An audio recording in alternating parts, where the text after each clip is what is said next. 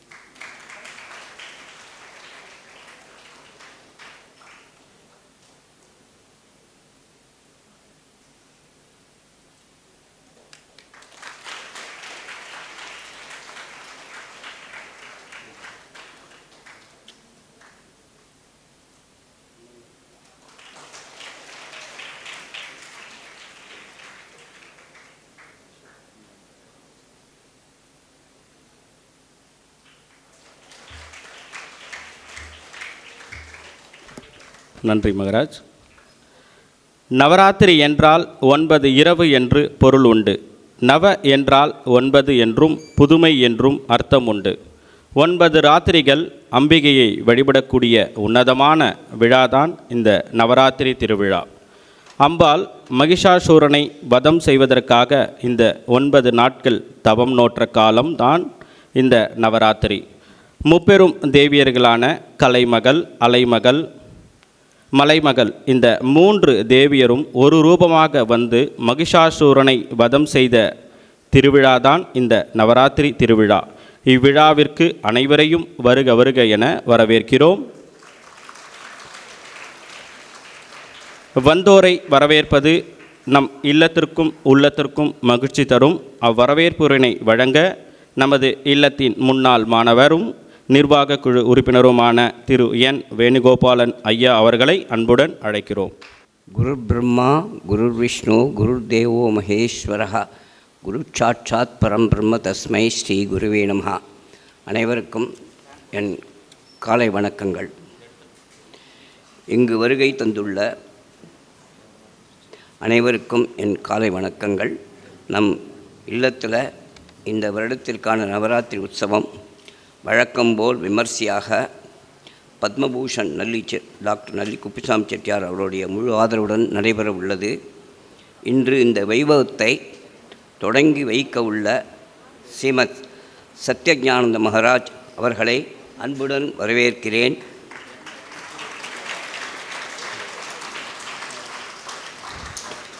இங்கு வந்துள்ள மற்றைய சுவாமிஜி பெருமக்களையும் பெரியோர்களையும் பழைய மாணவர்களையும் polytechnic college, residential high school, primary school ஆசிரியர்களையும் தற்சமயம் படித்து வரும் மாணவ மணிகள் அனைவரையும் மகிழ்ச்சியுடன் வரவேற்கிறேன்.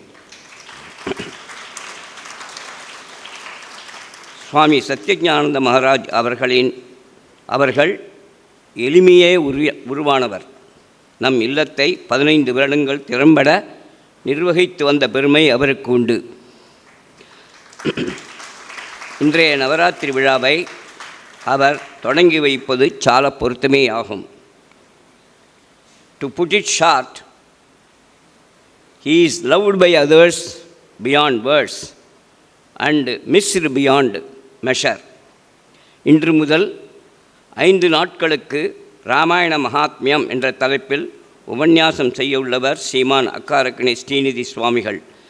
நவராத்திரி கடைசி நாள், அதாவது 2/10/25 அன்றும் அன்னை சாரதா தேவியை பற்றி அவர் பேச உள்ளார்.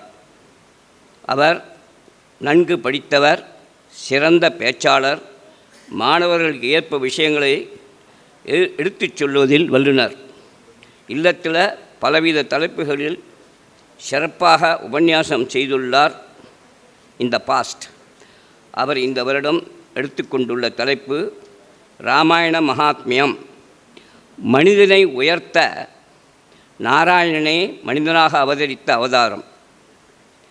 ராமாயணத்தை படிக்க படிக்க நமது மனதானது மென்மையாகிறது, மேன்மையாகிறது, செம்மையாகிறது, செழுமையாகிறது. ராமோ ரமேதாம் சேஷ்டா, எல்லா உயிர்களுக்கும் ஆனந்தம் அளிப்பவர் ராமபிரான். நன்மையும் செல்வமும் நல்குமே, திண்மையும் பயமும் சிதைந்து தேயுமே, ஜென்மமும் மரணமும் இன்றி தீருமே ராம என்ற ஈரெழுத்தினால். சமீபத்தில் ரஷ்யாவில் இந்து மதத்தில் சொல்லப்படும் பகவன் நாமங்களை கம்ப்யூட்டரில் போட்டு அந்த நாமங்களின் ஒளியின் சக்தியை பரீட்சை செய்தனர். ராம என்ற 2 அட்சர சேர்க்கை அபரிமித ஆற்றலை கம்ப்யூட்டரில் காட்டித்தான். ஒரு முறை குருமகராஜ் ராமகிருஷ்ணர் ராம பஜனை நடந்த இடத்தில் வந்தார். ராமநாமம் அவரை புல்லரிக்கச் செய்தது. உடனே சிஷ்யர்களை ஒரு வாள் கொண்டு வரச் செய்து அதனை தன் பின்னால் சொருகிக்கொண்டு ஆஞ்சநேயராக மாற்றி நர்த்தனமாடினார். பிறகு வெகுநேரம் சமாதிக்கே சென்று விட்டார். ராமநாமம் அனைவரையும் உயர்ந்த நிலைக்கு கொண்டு செல்லும் என்பதனை பிறருக்கு எடுத்து காட்டினார். கடைசியாக டாக்டர் நல்லி குப்புசாமி செட்டியார் நவராத்திரி உற்சவத்தை நம் இல்லத்தில் சிறப்பாக திரும்ப நடைபெறச் செய்த பெருமை அவருக்கு சாரும். பழைய செக்ரட்டரி ராமானுஜாச்சாரியார் அவர்களின் பீரியடில் ரெகுலராக நடைபெற்று வந்த நவராத்திரி விழா 40 வருடங்களுக்கு முன்பு தடைபட்டு நடைபெறவில்லை. 2002 முதல் நல்லி சார் முழு ஆதரவுடன் சிறப்பாக நவராத்திரி விழாவை நம் இல்லத்தில் நடைபெற செய்து வருகிறார். அவருக்கு இல்லத்தின் சார்பில் எங்களது நன்றிகளை தெரிவித்துக் கொண்டு மறுமுறை உங்கள் எல்லோரையும் அன்புடன் வரவேற்று விடைபெறுகிறேன். இந்த 9 நாட்களும் சொல்லப்படும் சத் விஷயங்களை கேட்டு மாணவர்கள் பயனடைய வேண்டும். அதுதான் நம் இல்லமானது உங்களிடம் எதிர்பார்க்கிறது. கடைசியாக நம் இல்லத்தை பற்றி ஒரு சிறிய கவிதை. ஒரு மாணவன் பார்வையில் நம் இல்லம் என்பது அன்பின் விதை, ஆனந்த தோட்டம், உற்சாக ஊற்று, தென்றலின் தன்மை, மழலையின் முத்தம், ஏழையின் கோபுரம். இல்லம் உள்ளவரை எங்களுக்கு இல்லை என்றே குறையே கிடையாது. இது மாணவனுடைய அனுபவம். நன்றி, வணக்கம். உள்ளமும் இல்லமும் மகிழ்வதற்குரிய வரவேற்புரினை வழங்கிய வேணுகோபாலன் ஐயா அவர்களுக்கு நன்றி. அடுத்ததாக நவராத்திரி விழாவின் சிறப்புகள் பற்றியும் அதன் பலன்கள் பற்றியும் தமிழில் உரையாற்ற சுவாமி பிரம்மன் ஞானந்தஜி மகராஜ் அவர்களை அன்புடன் அழைக்கிறோம். ஓம் ஸ்தாபகாய ச தர்மஸ்ய சர்வதர்மஸ்வரூபிணே அவதார வரிஷ்டாய ராமகிருஷ்ணாய தே நமः. சத்தியநிஷ்டை ரத்னமே, ஞான வாழ்வின் தீபமே, ராமகிருஷ்ண தேவனே போற்றி போற்றி. அனைவருக்கும் வணக்கம். இன்று நவராத்திரி முதல் நாள். ஆண்டுதோறும் நவராத்திரி நம்ம மாணவர் இல்லத்தில் சிறப்பாக கொண்டாடப்படுகிறது. ஸ்ரீ ராமகிருஷ்ணரோட 100ஆண்டு பிறந்தநாள் விழா கொண்டாடும் பொழுது மாணவர் இல்லத்தில் முதல் நவராத்திரி துவங்கியது. அப்போ நவராத்திரி 3 அல்லது 4 நாட்கள் தான் நடைபெற்று கொண்டிருந்தது. ஏன்னா அப்போ நம்மளோட மாணவர் இல்லத்தில் போதுமான வசதிகள் இல்லாத காரணத்தினால் 3 அல்லது 4 நாட்களாகவே தடையில்லாமல் நடைபெற்று கொண்டிருந்தது. மாணவர் இல்லத்தோட 100ஆண்டு விழா வந்துச்சு. 2003 ஒரு கமிட்டி வச்சு அதில் பேசியிருக்காங்க, இந்த முறை நவராத்திரியை 9 நாள் நாம் கொண்டாட வேண்டும், ஒரு வருடத்திற்கு மட்டும் நாம் செய்ய வேண்டும்னு சொல்லி நம்ம ஸ்பான்சரை அணுகி வேண்டுகோள் விடுத்தோம். அவங்க அதுக்கு எதுக்காக இந்த ஒரு வருஷம் மட்டும் நீங்கள் பண்ணுறீங்க, நான் வருஷம் பூரா நான் செஞ்சிடுறேன்னு சொல்லி இன்று வரை நாம் 2003 2004 தொடங்கி இன்று வரை நவராத்திரியை 9 நாளாக நாம் சிறப்பாக தேவியோட அருளை நாம் வழிபட்டு கொண்டிருக்கிறோம்.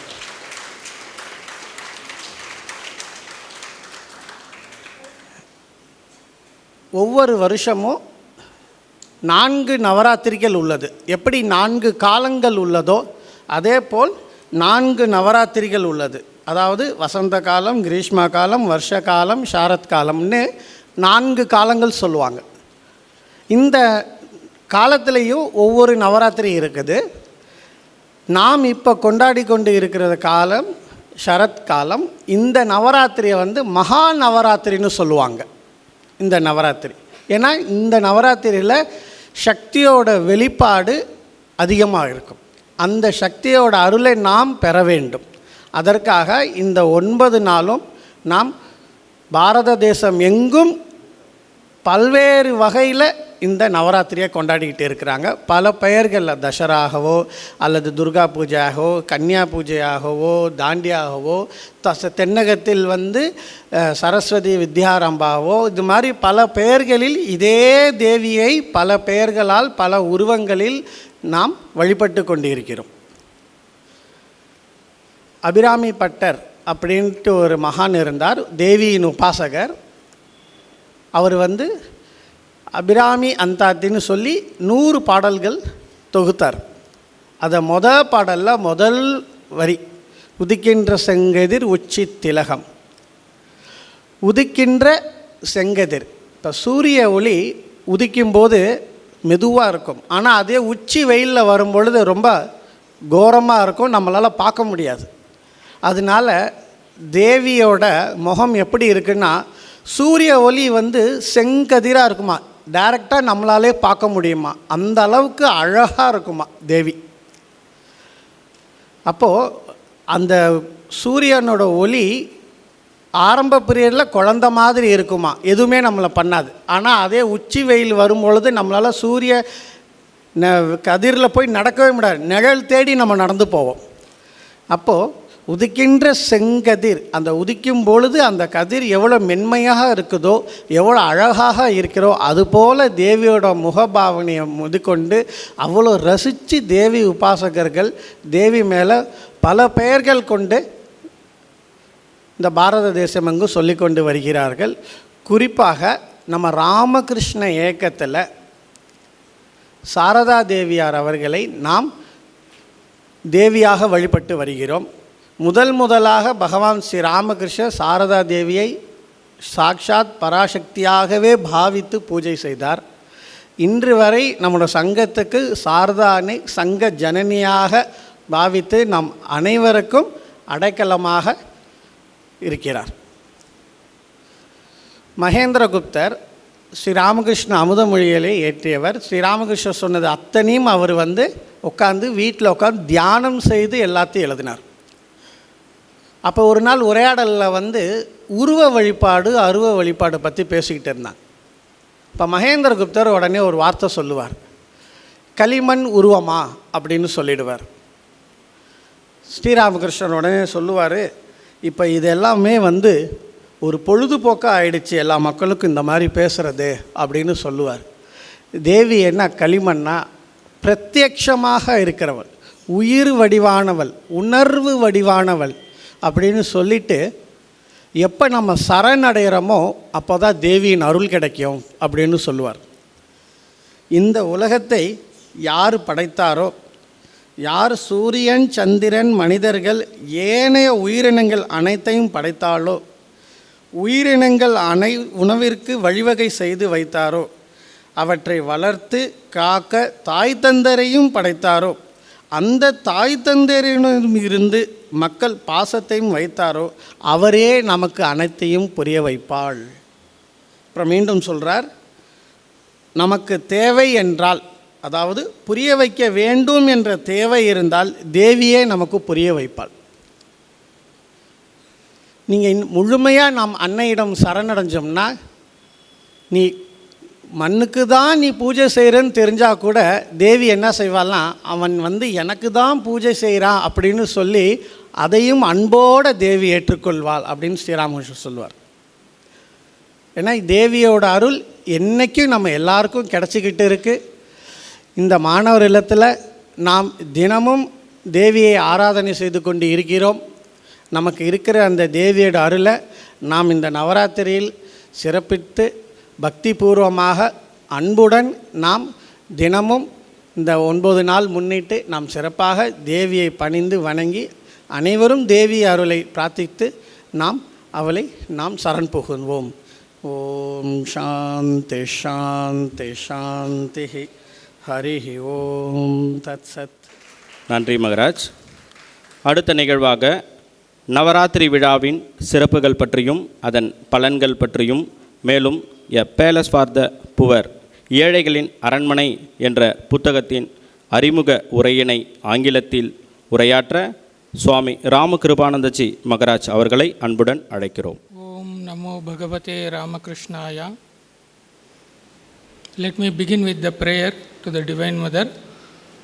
Prathamam Shailaputri cha, Dvitiyam Brahmacharini, Tritiyam Chandraganteti, Kushmandeti Chaturtakam, Panchamam Skandamateti, Shashtam Katyayani Tata, Saptamam Kalaratrischa, Mahagauriti Chastamam, Navamam Siddhidatricha, Navadurga Prakirtitaha. My humble pranams to Revered Swami Dharmatmananji Maharaj, Senior Monk of our order, and my respectful pranams to Revered Swami Satyagnanananji Maharaj, Adhyaksha Ramakrishna Math Chennai, and Revered Swami Dharmishtananji Maharaj, Secretary of our Students' Home, and Shriman Akarakanni Srinidhi Swamigal, and all revered monks, distinguished old students, dignitaries, teachers, and my dear students. Today marks the beginning of the Navaratri celebrations in our home. On this sacred occasion, we are privileged to release the updated edition of the History of the Students' Home titled A Palace for the Poor, 120 Years of Legacy. Before the release, I would like to share few words about our home and its enduring journey. A few days before, I was listening to one of the lectures delivered by Swami Kirtidananji Maharaj, our former secretary of our home. In that talk, Maharaj explaining the difference between the life of a man and the life of an institution. If a man lives for 100 years, naturally he will be at the fag end of his life. He gradually loses all his vitality, intellect, memory, and simply he will be waiting for his end. But in case of an institution, it is totally different. With each passing year, an institution shines better and better, growing in its glory, and when it comes to 100 years, it reaches the pinnacle of greatness and continues to grow even further. Then we will be wondering, what is the enduring strength of an institution? Institution like our home, rooted in the eternal God and the eternal religion, that is Sanatana Dharma. This is the exact meaning of the word Purana. Pura api nava, old and ancient, and yet ever new and vibrant. The more ancient it becomes, the more vigor, energy, and vitality it gathers.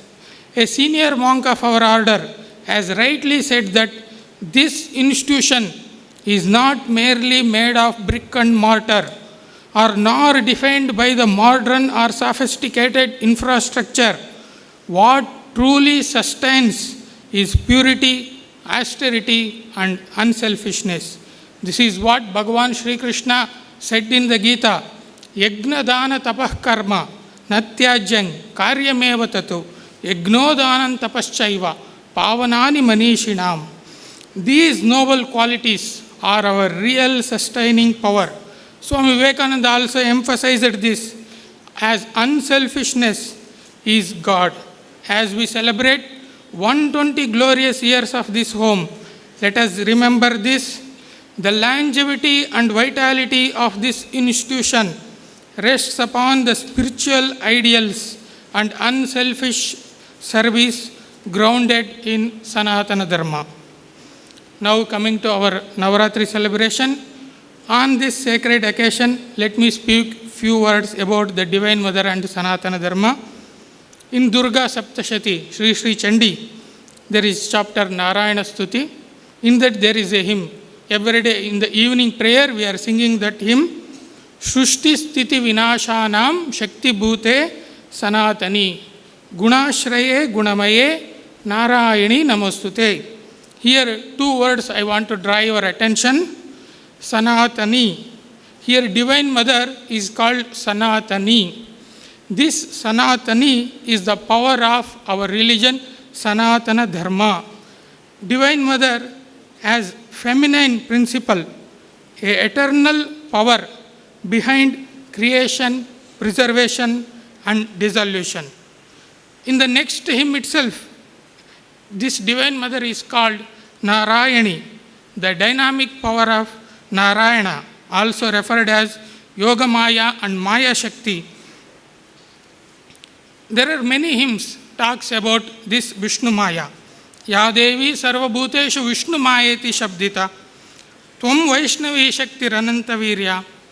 I don't want to go much into the verses. Here Vaishnavi Shakti has created and pervaded this whole universe. And Sri Chandi also talks about how Divine Mother incarnates. Only relevant one single verse I will quote. Nityaiva sa Jaganmurti Taya Sarvam Idam Tatam Tatapi Tat Samutpatti Bodha Shruyatam Mama Atulam Tatra Tatteja Sarva Deva Sharirajam Ekastam Tadabun Nari Vyapta Lokatrayam Trisha. Here this means that Tejas, the divine power, emanated from Brahma, Vishnu, Maheshwara and all other gods and goddesses, took the form of the Divine Mother. Here one striking similarity we can see in the life of Sri Ramakrishna Paramahamsa.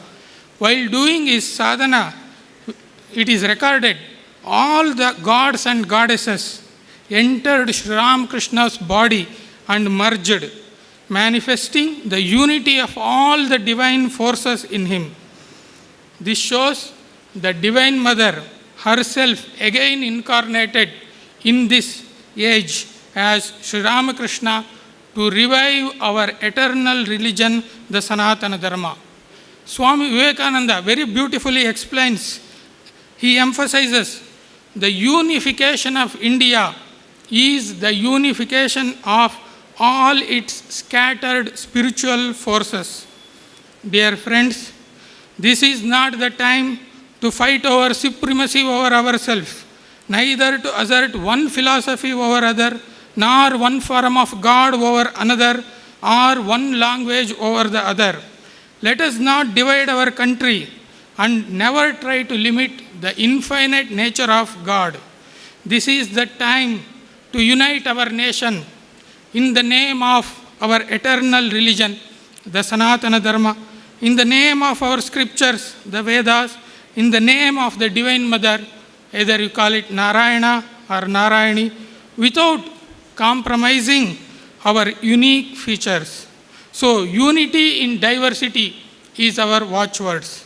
Let us therefore come together with one heart and one mind and pray to the Divine Mother for the welfare of our nation and the peace and prosperity of all humanity. Thank you very much. Thank you Maharaj. அடுத்த நிகழ்வாக 120 ஆண்டுகளாக தொன்மைமிக்க நமது இல்லத்தின் வரலாற்றை அருமையாக எடுத்துரைக்கும் நூலான a palace for the poor, ஏழைகளின் அரண்மனை என்ற புத்தகத்தை வெளியீடு செய்ய ராமகிருஷ்ண மடத்தின் தலைவர் சுவாமி சத்ய ஞானானந்தஜி மகராஜ் அவர்களையும் அன்புடன் கேட்டுக்கொள்கிறோம். அதன் முதல் பிரதியினை பெற்றுக்கொள்ளுமாறு சுவாமி தர்மாத்மானந்தஜி மகராஜ் அவர்களையும் நமது இல்லத்தின் செயலர் சுவாமி தர்மிஸ்தானந்தஜி மகராஜ் அவர்களையும் ஸ்ரீமான் அக்காரக்கனி உவே ஸ்ரீநிதி சுவாமிகள் அவர்களையும் அன்புடன் அழைக்கிறோம்.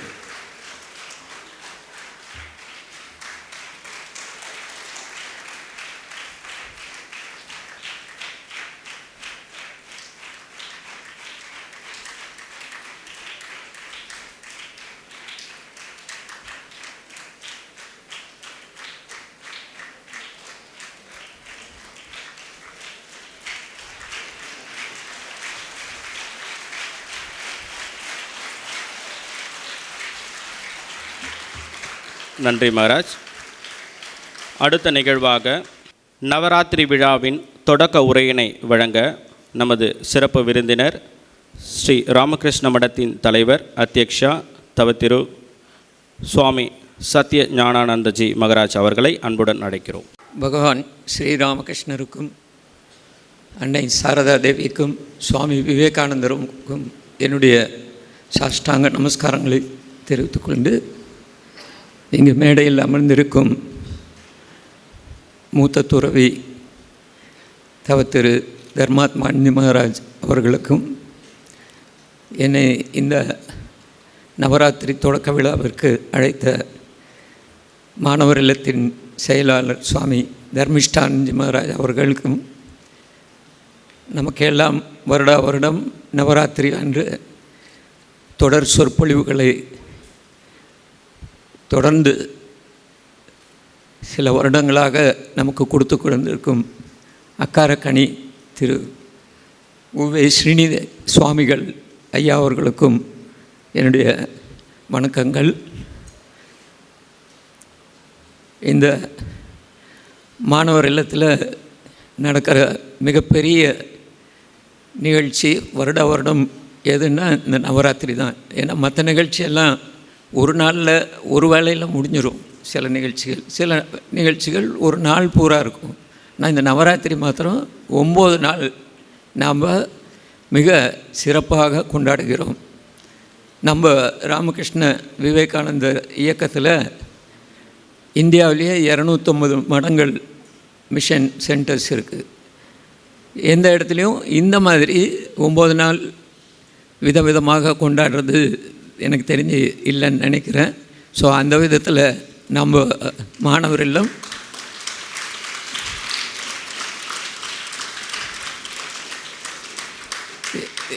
இதில் சிறப்பான நமக்கு நிகழ்ச்சிகள் இந்த கொலு, இது மாணவர்களும் ஆசிரியர்களும் சேர்ந்து மிக சிறப்பாக வடிவமைத்திருக்காங்க.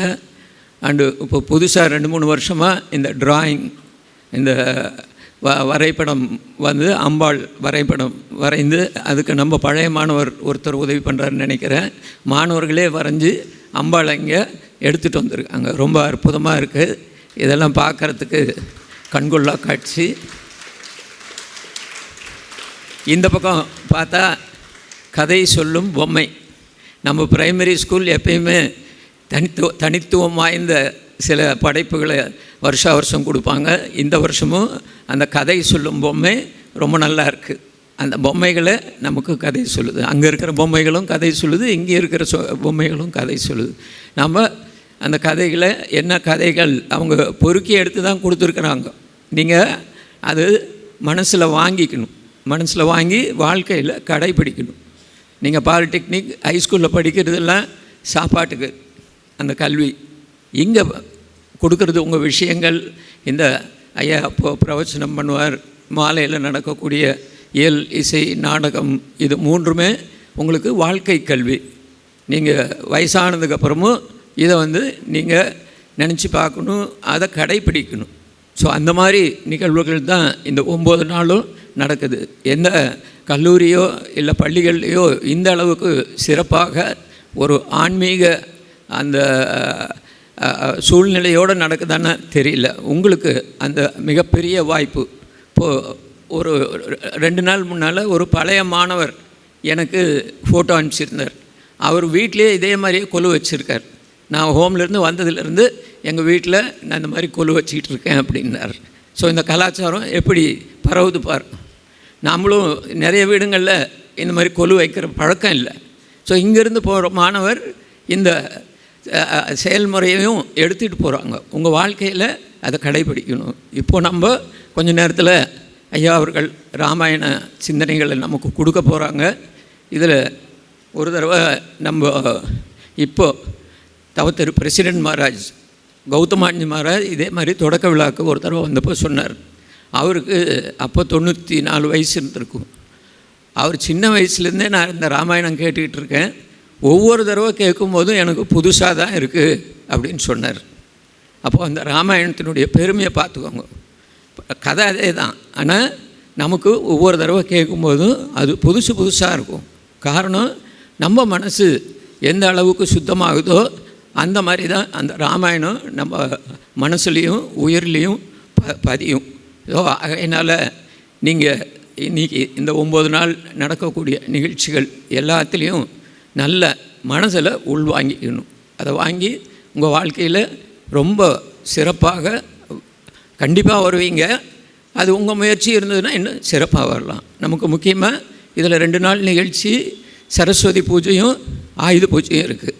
இந்த 2 நாளும் பார்த்திங்கன்னா சரஸ்வதி பூஜை அம்பாள் அந்த தேவி அறிவுபூர்வமாக நம்மக்கிட்ட வரா.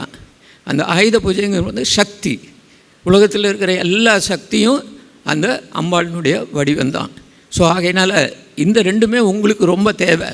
சக்தியும் வேணும், அறிவும் வேணும். நம்ம மனசில் ஆசிரியர்கள் சொல்கிறக்கூடிய பாடங்களை ஞாபகம் வச்சுக்கணும். 2வது சொல்லும்போது அது புரியக்கூடிய சக்தி வேணும். இந்த சக்தியாகவும் இருக்கிறது தான் அந்த அம்பாள் தான். அதனால் இந்த நல்ல விஷயங்கள் நல்ல நாட்களில் இந்த 9 நாளும் மிக அருமையான நாட்கள். அந்த கிரகங்கள் எல்லாம் சேர்ந்து இருக்குது. அதனால் உங்கள் மனதும் அதுக்கேற்றபடி பக்குவத்தில் இருக்கும். இந்த நல்ல விஷயங்களை நிறைய மனதில் வாங்கிட்டு நல்லா பிரார்த்தனை பண்ணிக்கோங்க. உங்களுக்கு நல்ல ஞாபக சக்தியும் புரியக்கூடிய சக்தியும் அம்பாள் கிட்ட கேளுங்க, கண்டிப்பாக உங்களுக்கு கொடுப்பாங்க. உங்கள் வாழ்க்கை இன்னும் சிறப்பாக அமையும். நன்றி. நவராத்திரி விழா மேலும் சிறப்பாக நடைபெற ஆசியுரை வழங்கிய மகராஜ் அவர்களுக்கு நன்றி. நவராத்திரி விழாவின் தொடக்க உரை வழங்கி நமக்கெல்லாம் ஆசி வழங்கிய ராமகிருஷ்ண மடத்தின் தலைவர் அத்தியக்ஷா தவத்திரு சுவாமி சத்ய ஞானானந்தஜி மகராஜ் அவர்களுக்கும் சுவாமி தர்மாத்மானந்தஜி மகராஜ் அவர்களுக்கும் நினைவு பரிசு வழங்க சுவாமி தர்மிஸ்தானந்தஜி மகராஜ் அவர்களை அன்புடன் அழைக்கிறோம்.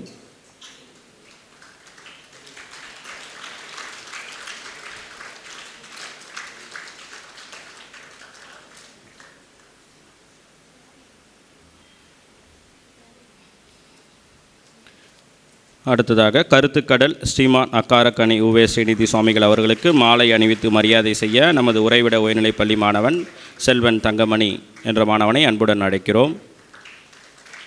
அவர்களுக்கு நினைவு பரிசு வழங்க நமது சைல சுவாமிஜி அவர்களை அன்புடன் வேண்டுகிறோம். நாம் அனைவரும் இராமாயணத்தை கேட்கும் பொழுது ஆன்மீகமும் பக்தியும் வாழ்க்கைக்கு தேவையான நல்ல குணங்களை வளர்க்கும் விதமாக இந்த நவராத்திரி விழாவில் இராமாயணம் என்ற தலைப்பில் உபன்யாசம் சொல்ல இருக்கும் கருத்துக்கடல் ஸ்ரீமான் அக்காரக்கனி உவே ஸ்ரீநிதி சுவாமிகள் அவர்களை அன்புடன் வரவேற்று உரையினை தொடங்குமாறு அன்புடன் தெரிவித்துக் கொள்கிறேன். கற்பார் ராமபிரானையல்லால் மத்தும் கற்பரோ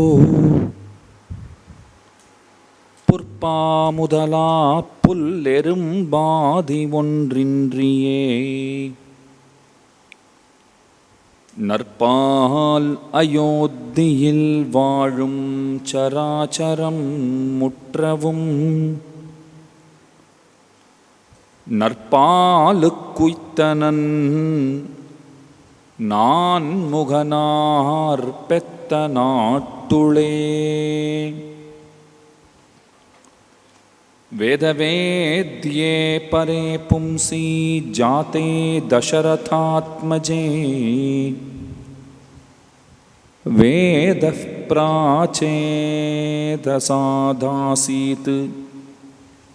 சாக்ஷாத் ராமாயணாத்மனா.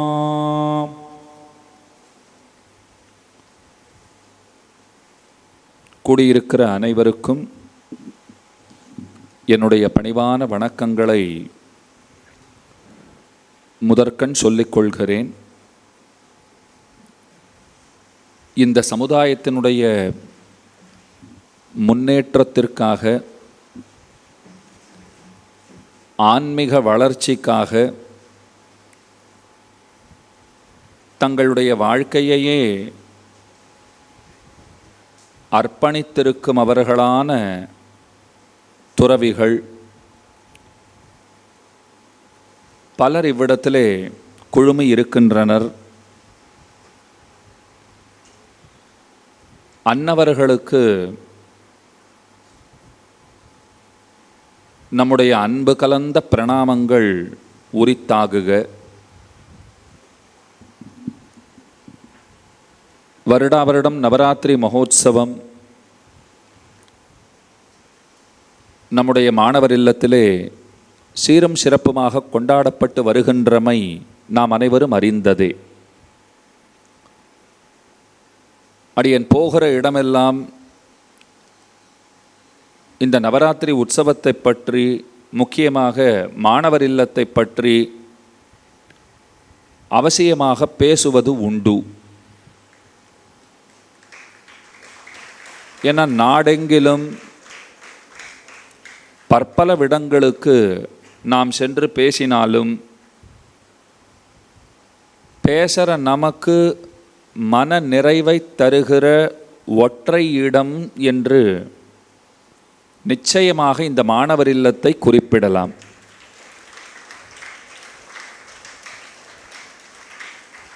ஏன்னா மற்ற இடங்களிலே நாம் பேச போகும்போது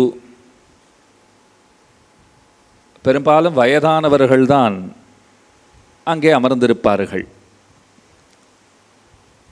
அதனால் பேசுகிற எனக்கே ஒரு சவாலான விஷயம் என்னன்னு கேட்டால்,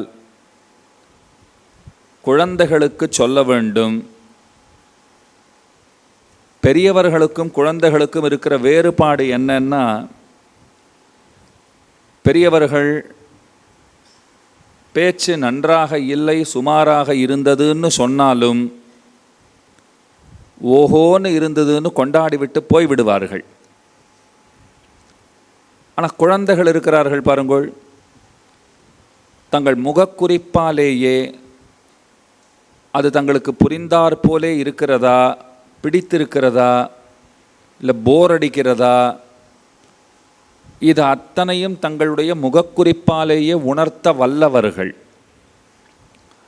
ஒரு பேச்சாளனுக்கு இருக்க வேண்டிய ஒரு முக்கியமான ஒரு அறிவு என்ன அப்படின்னால், எதிரிலே அமர்ந்திருப்பவர்களுடைய முகக்குறிப்பை கொண்டே இந்த பேச்சு அவர்களை சென்று அடைந்திருக்கிறதா இல்லையா என்று தெரிந்து கொள்ளுகை. அந்த அறிவு ரொம்ப முக்கியம். நாம் பேசுவது புரிகிறதா இல்லையா, பிடித்திருக்கிறதா இல்லையா. அதனால் ரொம்ப சவாலான விஷயம். அந்த சவாலான பணியை இயன்ற அளவு அடியேன் சிறப்பாக செய்து கொண்டிருப்பதாக கருதுகிறேன். அதற்கு எடுத்துக்காட்டு தொடர்ச்சியாக 11வது ஆண்டாக உங்களிடையே அடியேன் பேச வந்துள்ளேன். உங்கள் அனைவருடனும் எனக்கு ஒரு தொடர்புங்கிறது 2014ஆம் ஆண்டு ஏற்பட்டது. அன்றிலிருந்து இன்று வரை ஒரு வருடம் கூட அடியேன் வரவில்லை அப்படின்னு இல்லை. எல்லா வருடங்களிலும் வந்திருக்கிறேன். இந்த வருடமும் அந்த நல்வாய்ப்பை நீங்கள் அனைவரும் எனக்கு அருளி இருக்கிறீர்கள்.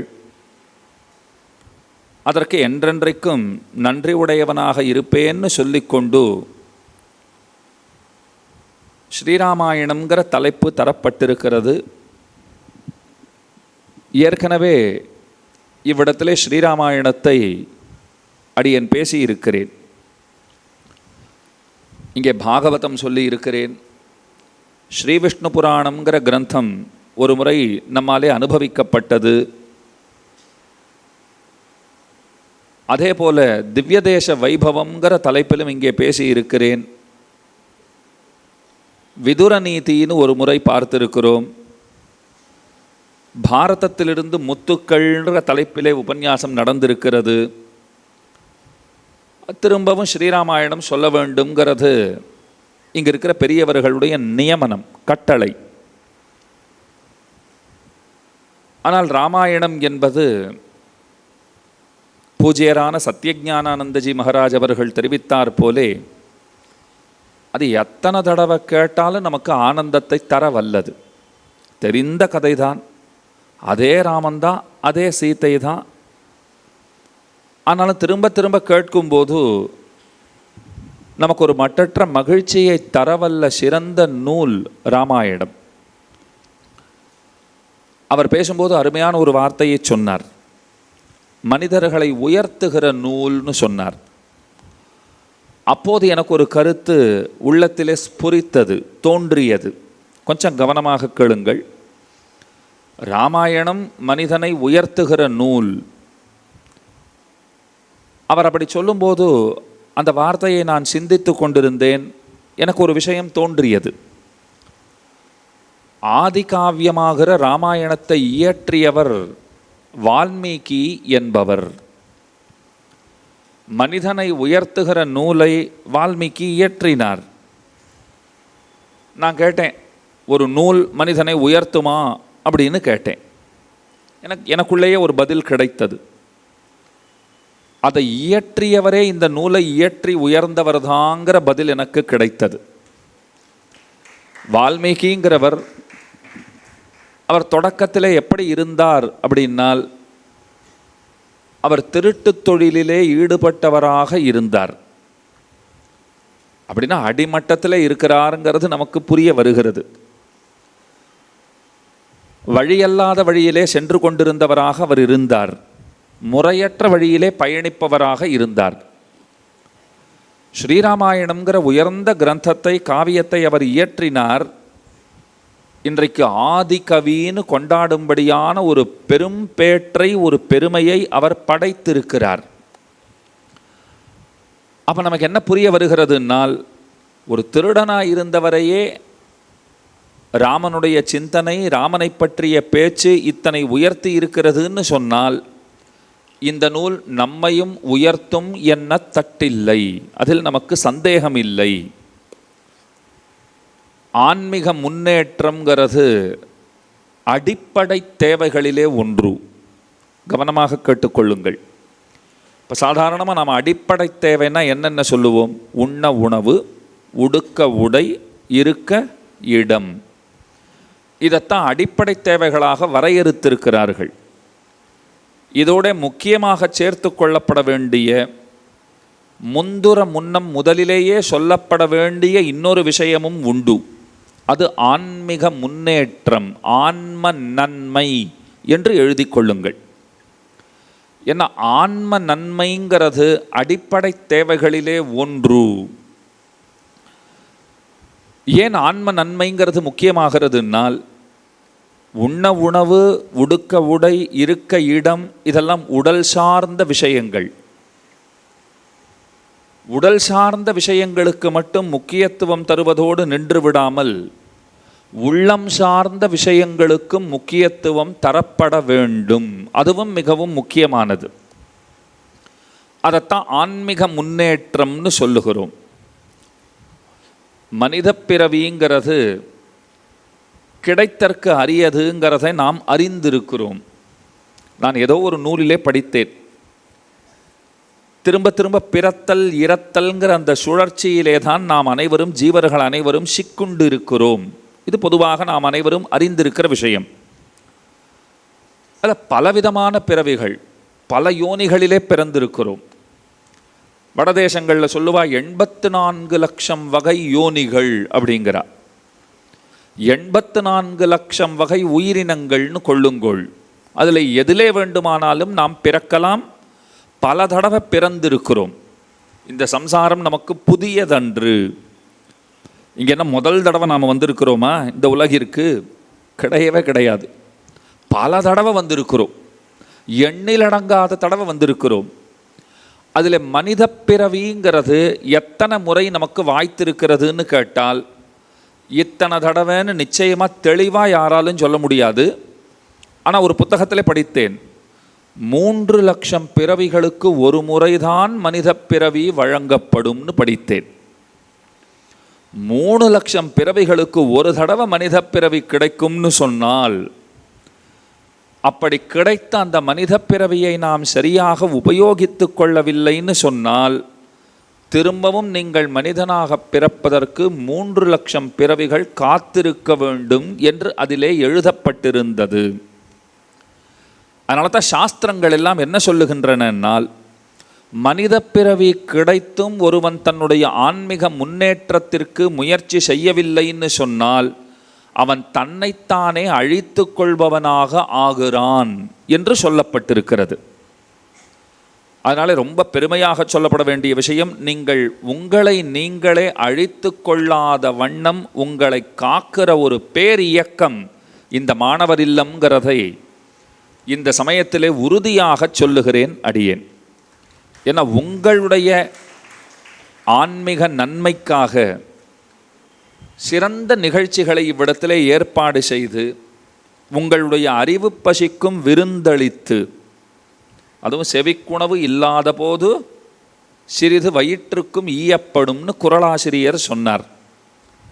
மாணவர் இல்லம் குழந்தைகளை பார்த்துட்டு என்ன முடிவு பண்ணித்தோன்னா, முதல்ல வயிற்றுக்கு உணவை கொடுத்துருவோம், அப்புறம் செவிக்கு உணவு கொடுப்போம் அப்படின்னு ஏற்பாடு செய்திருக்கிறார்கள். ஒரு தாயுள்ளத்தோடே செய்யப்பட்டிருக்கிற ஏற்பாடு. எல்லாம் முதல்ல டிஃபன் முடிச்சாச்சா, சாப்பிட்டாச்சா? அத்தனை பேரும் சாப்பிட்டு முடித்த பிற்பாடு செவிக்கு உணவு என்று ஏற்பாடு செய்திருக்கிறார்கள். பகவான் பல அவதாரங்களை செய்கிறான். நான் ஏற்கனவே உங்களுக்கு சொல்லி இருக்கிறேன், பகவான்கிற சொல்லுக்கு ஒரு சிறப்பான பொருள் உண்டு. பகன்னு சொன்னால் அது இறைவனுடைய முக்கியமான 6 குணங்களை சொல்லும். பகங்கிற சொல் இருக்கே, பகம் அப்படின்னு வச்சுக்கோங்க, அது முக்கியமான 6 குணங்களை சொல்லும். ஞானம், பலம், ஐஸ்வர்யம், வீரியம், சக்தி, தேஜஸ் அப்படின்னு அந்த 6 குணங்களை சொல்லுவார்கள். இறைவன் எண்ணிலாத குணங்களை உடையவன். அவரிடத்தில் கணக்கற்ற குணங்கள், நற்குணங்கள் பெருமானிடத்திலே பல உண்டு. இந்த ராமாயணத்திலே பாருங்க, ஒரு விஷயம் சொல்லுகிறேன். தசரத மன்னன் வயது மூப்பின் காரணமாக ராமனுக்கு இளவரசு பட்டம் சூட்ட வேண்டும்னு முடிவு செய்தான். அப்போ தசரதனுக்கு எத்தனை வயசு ஆகியிருந்ததுனால், ரொம்ப அதிகம் இல்லை, 60,000 வயசு தான் ஆச்சு. 60,000 வயசு ஆனவுடனே தன் பிள்ளையை கொண்டு வந்து இளவரசாக ஆக்க வேண்டும் அப்படின்னு அவர் ஆசைப்பட்டார். இதை வேடிக்கையாக சொல்லுவா, தசரதனுக்கு வயசாச்சுன்னு எப்படி தெரிஞ்சுதுன்னு கேட்டா. ஒரு நாள் காலை எழுந்த உடனே கண்ணாடி பார்த்துருக்கிறான் அவன். கண்ணாடி முன்னே போய் நின்றுக்கிட்டார். கண்ணாடியை பார்த்தார். அப்போது இப்படி எப்படி பார்த்துப்பாங்களோ இல்லையோ, இப்போ ஷேவ் பண்ணுறவங்கள பார்த்தா கூட அது இப்படி திரும்பி பார்க்கறது, இந்த பக்கம் திரும்பி பார்க்கறது, ஏதாவது விட்டுட்டோமான்னு பரிசோதிப்பது, அப்படி பார்க்குறாங்களோ இல்லையோ, அந்த மாதிரி காலை எழுந்து கண்ணாடியை பார்த்துருக்கார். பார்த்தப்போ ஒற்றை நரை முடி. நன்னா கேட்டுக்கோங்கோ, இந்த கிருதான்னு ஒரு பகுதி சொல்கிறோம் இல்லையா, அந்த இடத்துலேருந்து ஒரு ஒற்றை நரை முடி, ஒரே ஒரு நரை முடி, அது காதை நோக்கி போய் கொண்டிருந்ததாம். இப்படி வளைஞ்சு சுருள் சுருளாக முடி இருந்திருக்கும் போல் இருக்கு அவருக்கு. அந்த மாதிரி ஒரு ஒற்றை முடி வந்து அப்படி காதை நோக்கி போகிறது, அது வெளுத்திருந்தது.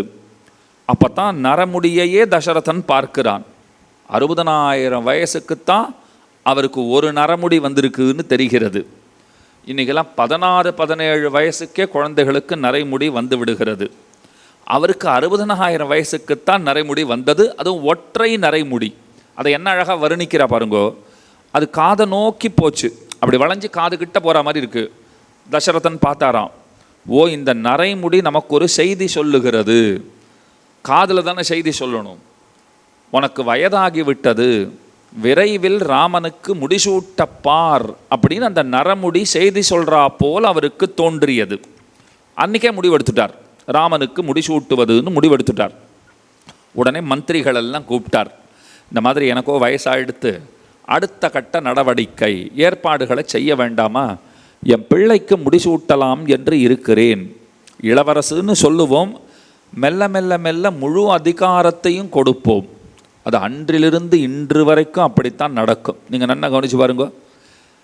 இளவரசுன்னு சொல்லுவா, இணை துணைன்னு ஒரு அமைச்சர் பதவியை கொடுத்துருவா. ஆனால் மொத்தத்தையும் அவர் தான் பார்த்துக்கிட்டு இருப்பார். இது என்றைக்குமே நடக்கிற விஷயந்தான் இல்லையே. பெரியவர் இருக்காரே, அவர் தானே பெரியவர்னு சொன்னான்னா, அவர் பேருக்கு இருந்துக்கிட்டு இருக்கார், எல்லாம் ஆட்சி பொறுப்பெல்லாம் பிள்ளைக்கிட்ட தான் இருக்குதுன்னு சொல்லுவா. இது நீங்கள் பல இடங்களில் பார்க்கலாம். ஏதோ ஒரு குறிப்பிட்ட இடத்தை பற்றி பேசுகிறேன்னு அர்த்தம் கிடையாது. இது அந்த நாள்லேயே தசரதன் அப்படி தான் திட்டம் போட்டான். நாம தான் ராஜா, இளவரசுன்னு பிள்ளையை நாம் நியமித்து விடுவோம், மொத்த அதிகாரமும் மெல்ல மெல்ல அவருக்கு கொடுக்கப்படும்.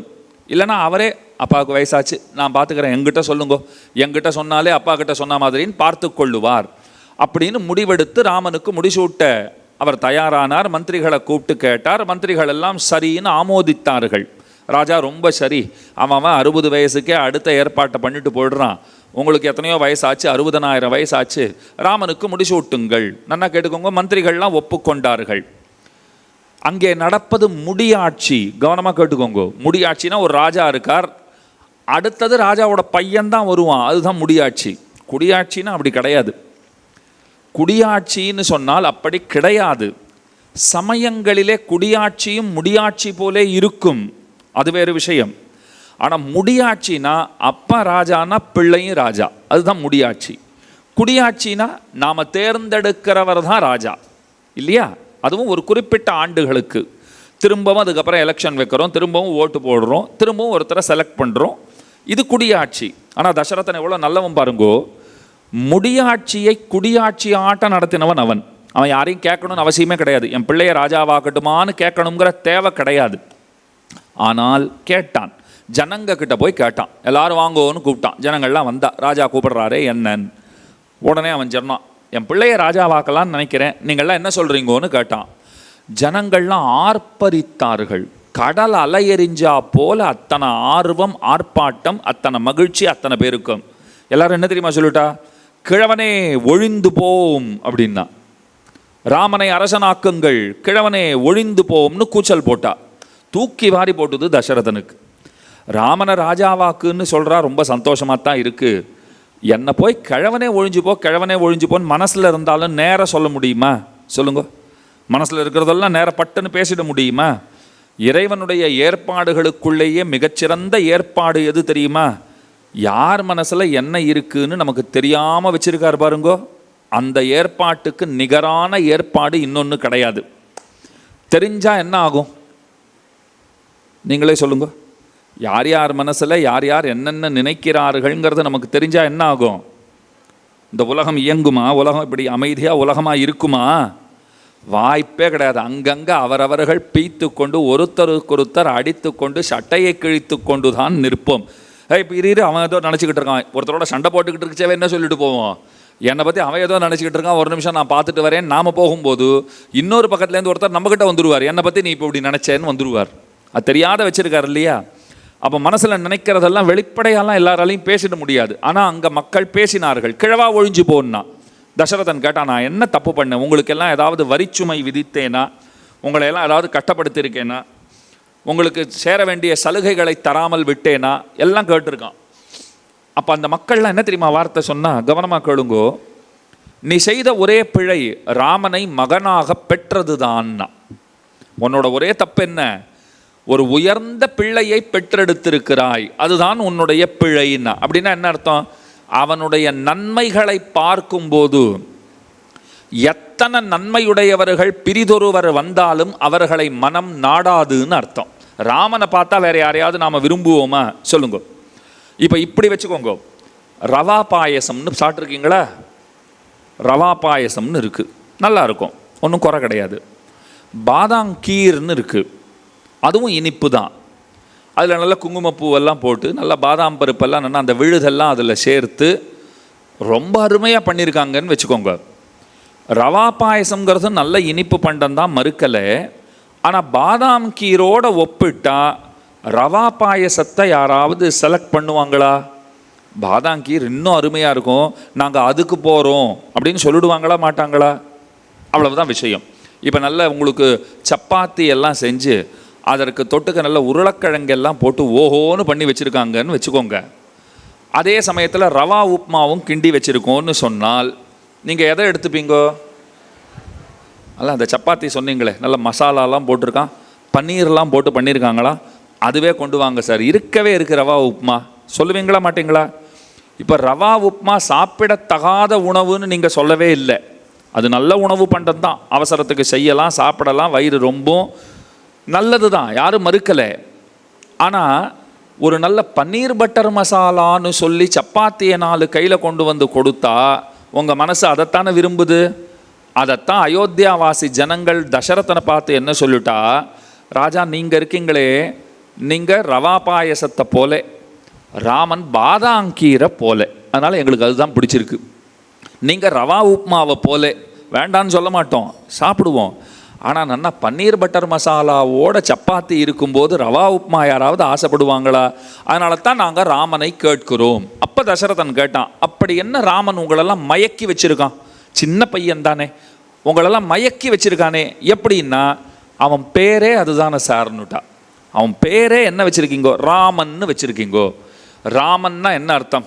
ஆண்டாள் ரொம்ப அழகாக தமிழிலே சொல்லுகிறாள், கனைத்திளம் கத்தெருமை கண்ணுக்கு இறங்கி நினைத்து முலைவழியே நின்னு பால் சோர நனைத்தில்லம் சேராக்கும் நற்செல்வன் தங்காய் பனித்தலை வீழ நின் வாசற் கடைபத்தி சினத்தினால் தென்னிலங்கை கோமானை செற்ற மனத்துக்கினியானை பாடவும் நீ வாய் திறவாய் இனித்தான் எழுந்திராய் இதென்ன பேருறக்கம் அனைத்தில்லத்தாரும் அறிந்தேலோர் எம்பாவாய். உங்களுக்கு திருப்பாவை பற்றியும் கொஞ்சம் சொல்கிறேன், ஏன்னா இப்போ தான் வந்த உடனே இந்த மாணவர் இல்லத்தினுடைய செயலர் சுவாமிஜி என்னிடத்துல சொன்னார், ஒரு தடவை திருப்பாவை சொல்கிற மார்கழி மாதத்தில் கூட ஒரு தடவை என்னைக்காவது ஒரு நாள் வருவதற்கு பாருங்கோள், வந்து ஏதாவது சொல்லிட்டு போங்கோன்னு சொன்னார். இன்றைக்கே ஒரு வார்த்தை சொல்கிறேன். திருப்பாவைன்னு ஆண்டாள் பாடி இருக்கிறாளா, அதில் 6ஆம் பாட்டிலிருந்து 15ஆம் பாட்டு வரைக்கும் நிறைய பேரை எழுப்பறா போல் அந்த பாட்டு அமைந்திருக்கும். மொத்தம் திருப்பாவையில் எத்தனை பாடல்கள்? 30. சூப்பர். யார் சொன்னது முதல்ல 30ன்னு? இத்தனை பேர் சொல்லியிருக்கீங்க.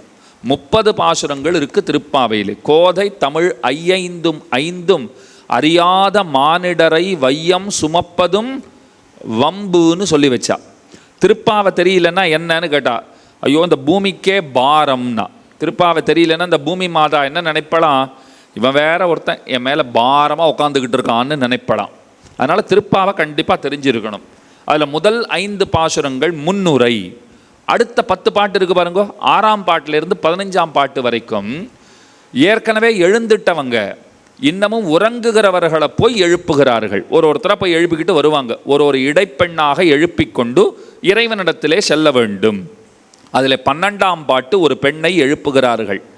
அந்த பெண்ணை பற்றி சொல்லும்போது நற்செல்வன் தங்காய்னு சொன்னான். நல்லா கேட்டுக்கோங்க, நற்செல்வன் ஒரு செல்வந்தன் இருக்கிறான், அந்த செல்வந்தனுடைய அருமை தங்கை. செல்வந்தன்னா என்ன வச்சிருக்கான்னு கேள்வி வந்தது. எது செல்வம்னு முக்கியமான கேள்வி. செல்வந்தன்னு நம்ம யாரை சொல்லுவோம்?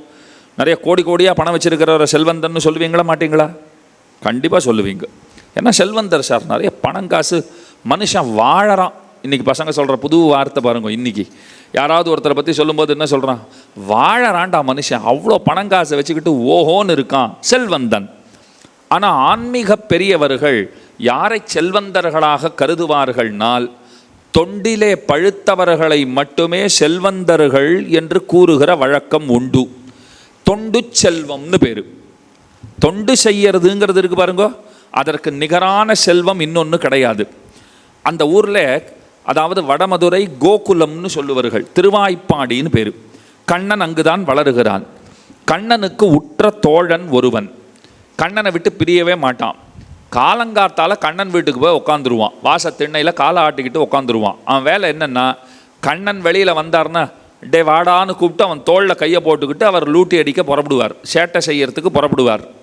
அந்த ஊரில் ஏகப்பட்ட போட்டி, யார் கண்ணனுக்கு தோள் கொடுப்பது. கண்ணன் நம்ம தோளில் கை போட்டுக்கிட்டு வர்றாருன்னா ஒரு கெத்தாக இருக்காது அது? வாசலில் போகும்போது பார்த்தியா, அவ்வளோ பெரிய சாமி நம்ம தோளில் தான் கை போட்டுக்கிட்டு வருது அப்படின்னு தோணும் இல்லையா? அந்த ஆசை எல்லாருக்கும் தானே இருக்கும். இப்போ நீங்கள் என்ன கேட்பீங்க? தோள் கொடுக்குற பையனை பார்த்துட்டு, ஏன்டா நீ தான் போய் தோள் கொடுக்கணுமாண்ணா, ஏன் ஒரு நாள் நான் போகக்கூடாதா? என் தோளில் அந்த சாமி கை போட்டுக்கூடாதா? எனக்கு எவ்வளோ பெருமையாக இருக்கும். ஆனால் அந்த ஃப்ரெண்டு என்ன சொல்லிட்டான்? அதெல்லாம் கிடையவே கிடையாது, இது என்னோட உரிமை, நான் விட்டே தரமாட்டேன்னுட்டான். இது மற்ற பசங்களுக்கெல்லாம் ஒரே வருத்தம். என்னடா அவன் எப்போ பார்த்தாலும் அவன் தான் தோள் கொடுப்பேன்னு போய் நிற்கிறான், ஏன் நாம் போனால் ஆகாதா? அப்போ ஒரு பையன் சொன்னான், நீ ஒரு காரியம் பண்ணு. என்ன? நீ என்ன தெரியுமா செய்யணும்? அவன் 5 மணிக்கு கண்ணன் வீட்டுக்கு போகிறான்டா, நீ 3:30 போய் உட்காந்துரு. 3:30 போய் உட்காந்துட்டியானா, இன்றைக்கி நான் தான் முதல்ல வந்தேன், நான் தான் கண்ணனுக்கு தோள் கொடுப்பேன் அப்படின்னு நீ சொல்லி அந்த வாய்ப்பை அவனிடமிருந்து தட்டி பறிக்கலாம். நல்ல யோசனையாக இருக்கே அப்படின்னு 3:30 மணிக்கே அவன் போனான் பாருங்கோ. அந்த டெய்லி தோள் கொடுத்துக்கிட்டு இருக்கானே அவன் இவனை வரவேற்றான். திண்ணையில் உட்காந்துட்டு வாடா வா அப்படின்னு கூப்பிட்டான். ஏன்டா நீ 5 மணிக்கு தானே வருவே? நீ 5 மணிக்கு வருவேன்னுட்டு தானே நான் 3:30 வந்தேன்னா. அவன் சொன்னான், நீ 3:30 வருவேன்னு தெரியும், அதுக்கு தான் நான் 2:30 வந்தேன்னா. நான் முதல்லையே வந்தாச்சு, நான் விடுறதா இல்லை.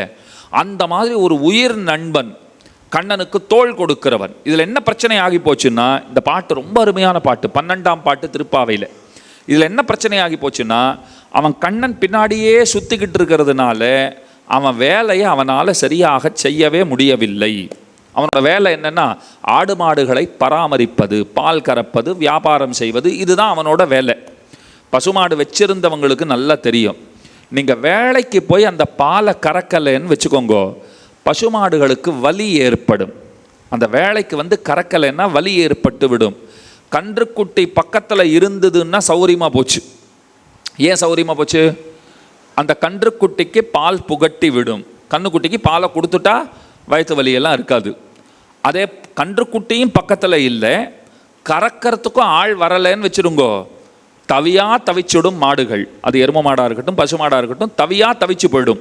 இங்கே என்ன நடந்து போச்சுன்னா, இவன் கண்ணனுக்கு சர்வீஸ் பண்ண போனான் இல்லையா, கன்றுகளை எங்கோ தூரக்க கட்டி விட்டுட்டு போயிட்டான். பக்கத்தில் விட்டுருந்தா கூட பரவாயில்ல. மாடுகள் ஒரு புறம் இருக்குது, கன்றுகள் இன்னொரு புறம் இருக்குது. இவனும் இல்லை, கண்ணன் பின்னாடி போயிட்டான். அதனால் அந்த பசு மாடுகள் இவனை தேடுதான். ஐயோ, அந்த கன்றுக்குட்டிகளையாவது பக்கத்தில் விட்டுறக்கூடாதா, அவனாவது வரக்கூடாதா, வலிக்குதேன்னு கதறுமாம்.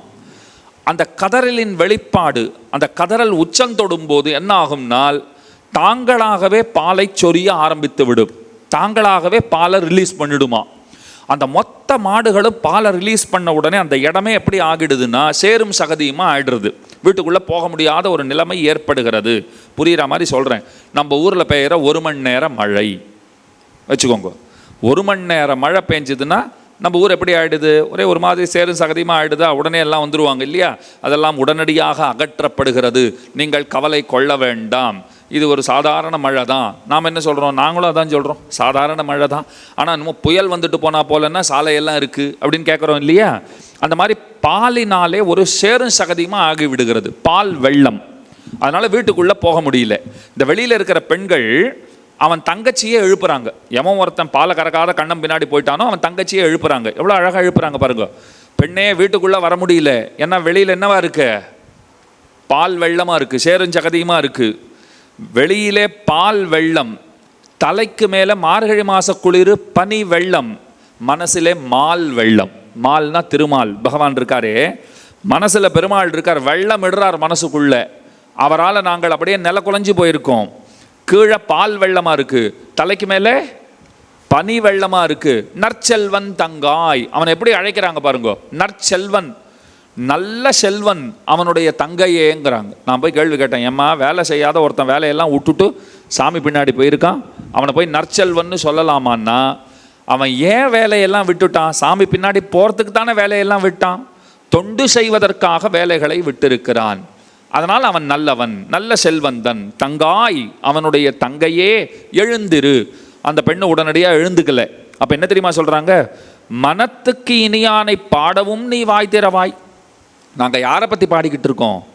ராமனை பற்றி பாடிக்கிட்டு இருக்கோம். கண்ணனை பற்றி பாடிக்கிட்டு இருக்கும்போது தூங்கினா கூட பரவாயில்லன்னு சொல்லிட்டாங்க. ஏன் கண்ணனுக்கு என்ன குறை அப்படின்னால், கண்ணனுக்கு ஆண்டாள் ஒரு பெயர் சூட்டினாள். என்ன பெயர் தெரியுமா? பல பெயர் சூட்டினா.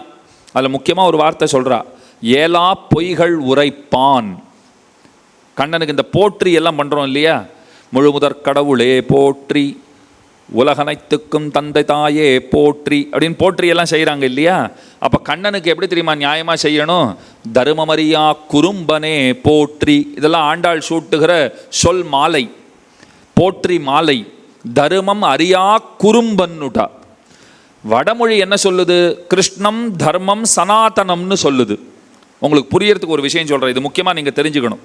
நம்முடைய தர்மத்துக்கே சனாதன தர்மம்னு பேர். எத்தனை பேர் இந்த பேர் கேள்விப்பட்டிருக்கீங்க? சனாதன தர்மம். சனாதனம்னா என்னன்னு யாருக்காவது தெரியுமா? சனாதனம்னா என்ன? யாராவது ஒருத்தர் சொல்லுங்க. சனாதனம்னா பழமைன்னு அர்த்தம். யாராவது சொன்னீங்களா? தெரிஞ்சுக்கோங்க. சனாதனம்னா பழமையானதுன்னு அர்த்தம், ஆதி அந்தமற்றதுன்னு அர்த்தம். இப்படி பொதுவாக சொல்லணும்னா ஆதி அந்தம் இல்லாதது, தொடக்கமும் முடிவும் இல்லாதது எதுவோ அது சனாதனம். பகவானுக்கே சனாதனன்னு பேர். இப்போ தான் தெரிஞ்சுக்கணும். ஏன் அப்படின்னா ஆதி அந்தம் இல்லாதவர் அவர், கரெக்டா? இன்னும் சொல்ல போனால் நாம்ளே சனாதனம்தான். நானும் சனாதனம்தான், நீங்களும் சனாதனம்தான். நாங்களும் சந்தானந்தான்னுடாதீங்க வெளில போயிட்டு, நாம்ளும் சனாதனந்தான்னு சொல்லணும். ஏன் நாம் சனாதனம்? நம்ம அழிவற்றவர்களா? நாம் எல்லாரும் அழிவற்றவர்களா? அழிவற்றவர்கள். உடலுக்குத்தான் அழிவு, ஆன்மாவிற்கு அழிவே கிடையாது. ஆன்மாவிற்கு அழிவு உண்டா? ஒருபோதும் அழியாது. ஆன்மா எப்போதைக்கும் இருப்பது. அதனால நாமும் சனாதனர்கள், யாவும் சனாதனமே. உங்களுக்கு புரியறதுக்கு சொல்கிறேன், இந்த மேஜர் இருக்குது, இந்த மைக் இருக்குது, இதுவும் சனாதனம்தான். ஏன்னா இது படைக்கப்பட்டிருக்கிறது. உங்களுக்கு நான் முந்தானித்து படித்த ஒரு விஷயம் சொல்கிறேன், ஒரு அறிவியல் சொல்கிறேன். பூமியினுடைய எடையை கணக்கிடுகிறார்கள். நல்லா கேட்டுக்கோங்க. பூமியினுடைய எடையை கணக்கிடுகிறார்கள். பல 100 ஆண்டுகளுக்கு முன்பு எந்த எடையிலே பூமி இருந்ததோ இன்றைக்கும் அதே எடையில்தான் பூமி இருக்கிறது அப்படின்னு ஒரு அறிவிப்பு வெளியிட்டார்கள். இது அறிவியல். பல 100 ஆண்டுகளுக்கு முன்பு எந்த எடையில் பூமி இருந்ததோ அதே எடையில்தான் இன்றைக்கும் பூமி இருக்கிறது. ஒரு சந்தேகம் வந்தது, சார் பல 100 ஆண்டுகளுக்கு முன்பு இத்தனை கட்டுமானம் கிடையாது, இத்தனை அணைகள் கிடையாது, இத்தனை பில்டிங்ஸ் எல்லாம் கிடையாது. இன்றைக்கி புதுசாக நிறைய நாம் பொருள்களை சேகரித்து கொண்டே போகிறோம். இந்த அறிவியலுக்குள்ளே ஒரு ஆன்மீகம் இருக்குது, அதுக்காக இந்த கருத்தை சொல்கிறேன், முக்கியமாக தெரிஞ்சுக்கணும். புதுசாக நிறைய கட்டிக்கிட்டே போகிறோம். இத்தனை கட்டிடங்கள் உருவாகி போச்சு, இத்தனை பொருள்கள் அதற்கென்று நாம் உபயோகித்திருக்கிறோம். பாரம் கூடத்தானே செய்ய வேண்டும். புரிகிறதா உங்களுக்கு? எடை கூடத்தானே செய்ய வேண்டும். கூடணுமா வேண்டாமா? இப்போ ஒரு லட்டு இருக்குங்க, ஒரு 100 கிராம் லட்டு, 200 கிராம் லட்டுன்னு வச்சுக்கோங்க.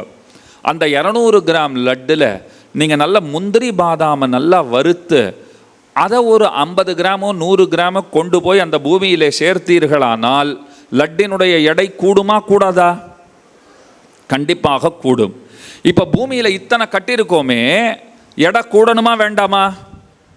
இங்கே என்னென்ன நாம் படைத்திருக்கிறோமோ, என்னென்ன கட்டி வைத்திருக்கிறோமோ, என்னென்ன புதுசான உருவாக்கங்கள் நிகழ்ந்திருக்கிறதோ, மூலப்பொருள் எங்கிருந்து எடுக்கப்பட்டது? இங்கிருந்தே எடுக்கப்பட்டது. இங்கிருந்தே எடுக்கப்பட்டு இந்த கட்டுமானங்கள், இந்த வடிவமைப்புகள், இந்த உருவாக்கங்கள் நிகழ்ந்திருக்கிறபடியினாலே எடை கூடுவதற்கு வாய்ப்பில்லை. வெள்ளேர்ந்து எங்கேருந்தாவது கொண்டு வந்தோமா? இப்போ இந்த மைக் செய்யறதுக்கோ இந்த மேஜை செய்யறதுக்கோ தேவையான பொருள்கள் வெளியிலிருந்து கொண்டு வரப்பட்டதா? கிடையவே கிடையாது. இங்கிருந்து எடுத்து இதை செஞ்சுருக்கிறோம்.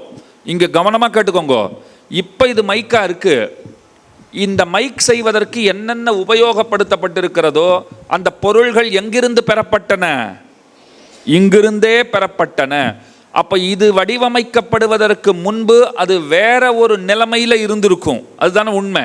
வேற ஒரு வடிவத்தில் வேற ஒரு அமைப்பில் இருந்திருக்கும். சரி, எனக்கு என்னமோ கோவம் வந்துடுச்சு. சில பேர் மைக்கால் அடிச்சுக்கிறதுலாம் சொல்லுவாங்களோ இல்லையோ, அதெல்லாம் இப்போலாம் நடக்கிறதில்ல. இல்லை நடக்கிறது தெரியலையான்னு தெரியல. முன்னெல்லாம் அடிக்கடி வந்துடும். ஒருவருக்கொருவர் உறுப்பினர்கள் மைக்கை பிடுங்கி கொண்டு ஒருத்தர் அடித்து கொண்டு சண்டை போட்டார்கள் அப்படின்வா. நாம் நினச்சிப்போம் கஷ்டப்பட்டு ஓட்டெல்லாம் போட்டு இதுக்கு தான் அனுப்பிச்சி வச்சோம் போல் இருக்கு அப்படின்னு. இப்போ இதை போட்டு ஓங்கி அடித்தா இது என்ன ஆகும்? சுக்கு நூறாகுமா ஆகாதா? செஞ்சு பார்க்க வேணாம். ஆகும் இல்லையா? உங்களுக்கு தெரியும், கண்டிப்பாக ஆகும் தானே. அப்போ இதனுடைய வடிவம் மாறுகிறதா? வடிவம் மாறும். ஆனால் ஏதாவது ஒன்று இதனுடைய இது சார்ந்த பொருள் இருந்து கொண்டே தானே இருக்கும். அப்போ இதுவும் எப்போதும் இருப்பது, இதுவும் எப்போதும் இருப்பது, நாமும் ஆன்மாவும் எப்போதும் இருப்பது, இறைவனும் எப்போதும் இருப்பவர். அதனால் பகவானுக்கு சனாதனன்னு பேர். கிருஷ்ணம் தர்மம் சனாதனம். கண்ணன் எப்படிப்பட்டவர்னால் அவர் பழமையான தர்மமே அவர்தான் அப்படின்னு சாஸ்திரம் சொல்லுது, மகாபாரதம் சொல்லுது. ஆனால் ஆண்டாள் என்ன சொல்லிட்டா? தர்மம் அறியா குறும்பன்னா. ஐயா அவனுக்கு தர்மமே தெரியாது, அநியாயம் பண்ணுறவன்னுட்டா. தர்மம் அறியா குறும்பனே போற்றி, ஏலா பொய்கள் உரைப்பானே போற்றி. வாயை திறந்தா ஒரே பொய் தான். ஏலா பொய்கள், பொருந்தாத பொய்கள். அதுவும் எப்படின்னா பொருந்தாத பொய் பேசுகிறவர். அடுத்தது என்ன தெரியுமா சொன்னா? பெண்ணின் வருத்தம் அறியாதவன்னா கண்ணனை. பெண்ணின் வருத்தம் அறியாதவனே போற்றி. பெண்ணின் வருத்தம் அவருக்கு தெரியாது. பெண்ணின் வருத்தம் தெரிந்த ஒரே கடவுள் யார் சொல்லுங்க பாப்போம்? ராமன் தான். அதுதான் ஒன்று படித்தேன் நான், சொல்கிறேன் உங்களுக்கு. தாஜ்மஹால் தெரியுமா உங்களுக்குலாம்? தாஜ்மஹால் எங்கே இருக்கு? ஆக்ரா. அது யாரோ ஒருத்தர் நியூ டெல்லின்னாங்க பாருங்க. நியூ டெல்லி பக்கத்தில் ஆக்ராவில் இருக்குது இல்லையா? கட்டினவர் யார்? அவுரங்கசீப் கிடையாதுப்பா, ஷாஜஹான் கட்டினார். யாருக்காக கட்டினார்? அவருடைய அன்பு மனைவி காதலிக்காக கட்டினார் அப்படின்னு சொல்கிறாங்க. சரியா? அதை பற்றியே நிறைய சர்ச்சைகள்லாம் இருக்குது. அது முதல்ல என்னமோ தேஜோ மகாலயான்னு ஒரு ஆலயமாக இருந்தது. அந்த ஆலயத்தை தான் பின்னாளில் தாஜ்மஹாலாக ஆக்கினார்கள். அதுக்கு பலவிதமான சாட்சிகளையும் முன்வைக்கிறார்கள். அதெல்லாம் இருக்கட்டும். இதில் வேடிக்கை என்னென்னா, அந்த அம்மா யாருக்காக அதை கட்டினாரோ அந்த அம்மா இவருடைய முதல் மனைவி அன்று அல்லள். இவருடைய முதல் மனைவி அல்லள். அந்த அம்மாவுக்கும் இவர் முதல் கணவர் கிடையாது.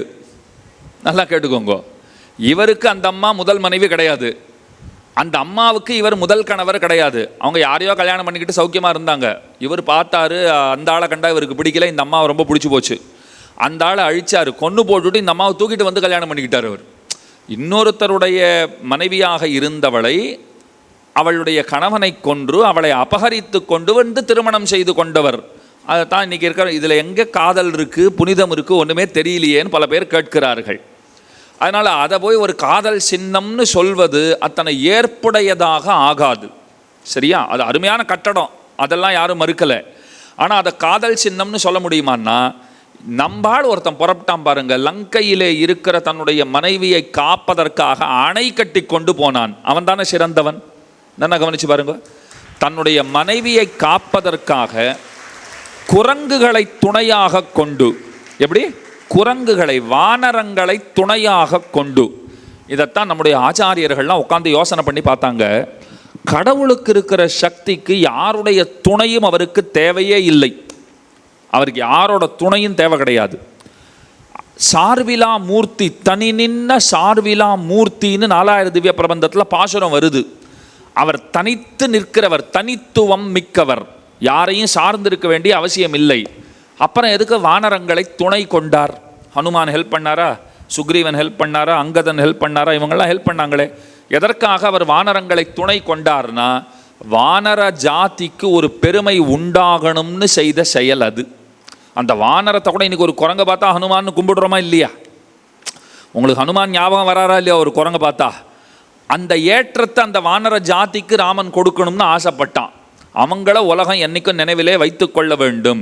தானே செய்ய முடியும், ஆனால் அப்படி செய்யாமல் அவர்கள் துணை கொண்டு செய்து அவர்களுக்கு ஒரு ஏற்றத்தை பகவான் உண்டாக்கி கொடுத்தான்.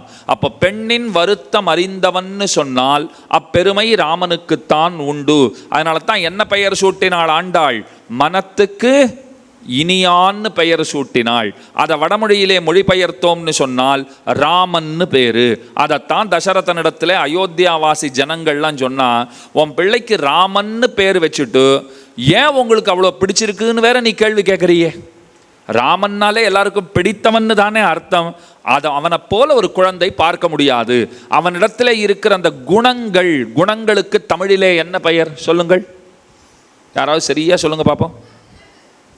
குணங்களை தமிழில் எப்படி சொல்லுவோம்? பண்புகள்னு யார் சொன்னா? அருமையான பதில். பண்புகள்னு பேர் தமிழில். குணங்களுக்கு பண்புகள் அப்படின்னு பேர். ஆங்கிலத்தில் சொல்லும்போது குவாலிட்டிஸுங்கிறோம் இல்லையா? என்னென்ன குவாலிட்டிஸ் அவர்கிட்ட இருக்குது அப்படின்னு சொல்கிற மாதிரி. அதனால் பண்புகள்னு பேர். நிறைய பண்புகள் பகவான் இடத்துல. இப்போ திரும்ப பகவான்கிற சப்தத்துக்கு வரும். பகம்னு ஒரு சொல் இருக்குது. பானா 4வது பா. வடமொழியிலே பப்ப பப்பா அப்படின்னு 4 உண்டு. நம்ம தமிழ்லலாம் ஒரே வர்க்கம்தான். வடமொழின்னு எடுத்துக்கிட்டால் ஒன்றுத்துலேயும் 4 சொல் இருக்கும், 4 எழுத்து இருக்கும். இப்போ பப்ப பப்ப அப்படிங்கிறோம் இல்லையா? அதில் அந்த பாங்கிறது 4வது இருக்கே பகம். ப 4, காங்கிறது 3வது கா. 4வது கா எப்படி உச்சரிக்கணும்? க அப்படி சொல்லணும். 3வது க அப்படிங்கிறோம்.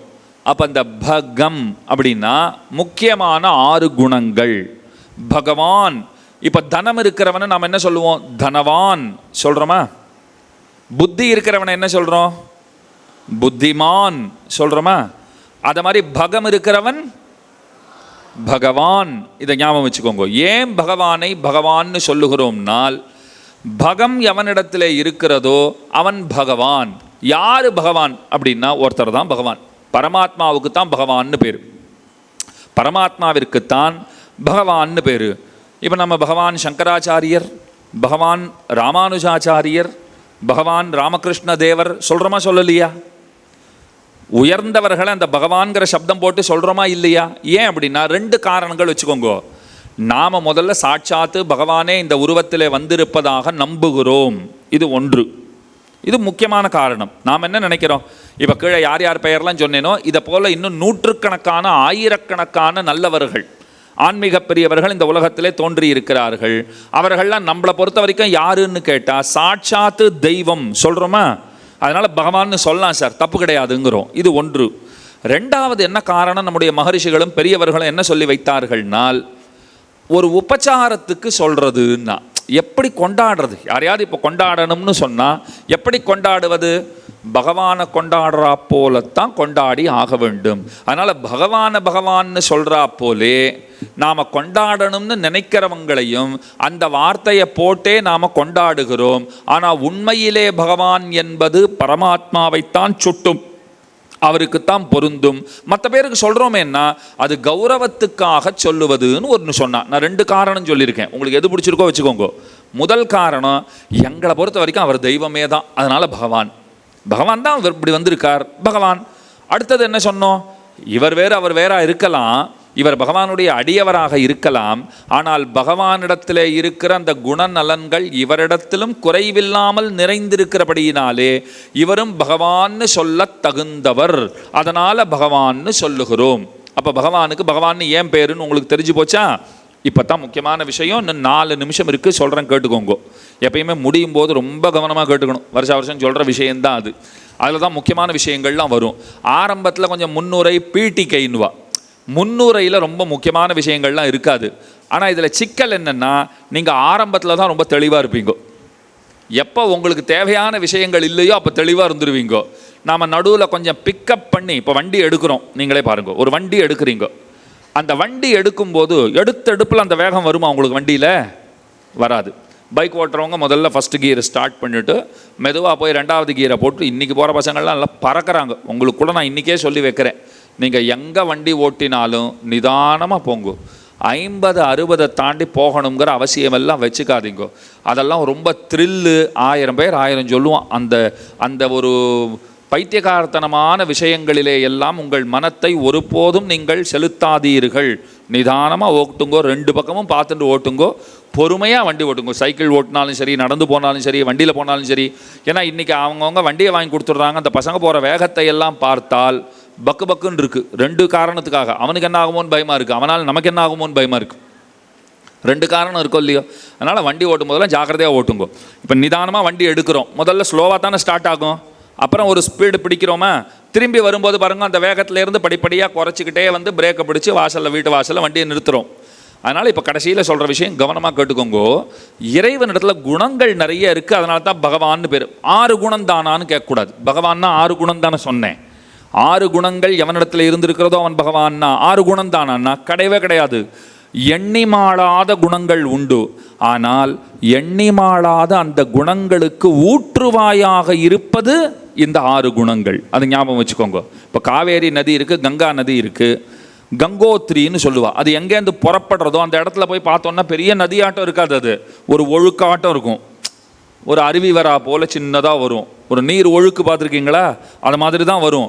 ஆனால் அது பெருகி பாயும் போது எப்படி போகுது, பெரிய நதியாக போகுதோ இல்லையோ. அதை போலத்தான் புறப்படுகிற இடம் சிறியதாக இருக்கும், ஆனால் பெரிய நதியாக அந்த நீர் பிரவகிக்குமா போலே 6 குணங்களிலிருந்து தான் எண்ணிலாத குணங்கள் புறப்படுகின்றன. இதை முதல்ல நினைவில் வச்சுக்கோங்க. பகவான் ஏன் பிறக்கிறார்னு இன்னைக்கு சொல்லிடுறேன் நான். ஏன் பிறக்கிறார் தெரியுமா? அந்த குணங்களை வெளிப்படுத்துவதற்காக அவர் பிறக்கிறார். ஏன் அது வைகுண்டத்தில் வெளிப்படுத்த முடியாதா உங்களையே கேட்குறேன். அவர் வைகுண்டத்தில் இருக்கார். சார் பெருமாள் எங்கே இருக்கார்? வைகுண்டத்தில் இருக்கார். அவருக்கே வைகுண்டபதி, வைகுண்டவாசன், வைகுண்டநாதன் இதெல்லாம் பேராக இருக்குது. அந்த குணங்கள் அங்கே வெளிப்படாதா? வெளிப்படுமா? நீங்கள் சொல்லுங்க, வெளிப்படுமா? அப்புறம் எதுக்கு இங்கே வராரு? அங்கே வெளிப்படும்னா இங்கே ஏன் வர வேண்டும்னு கேள்வி வருகிறதா?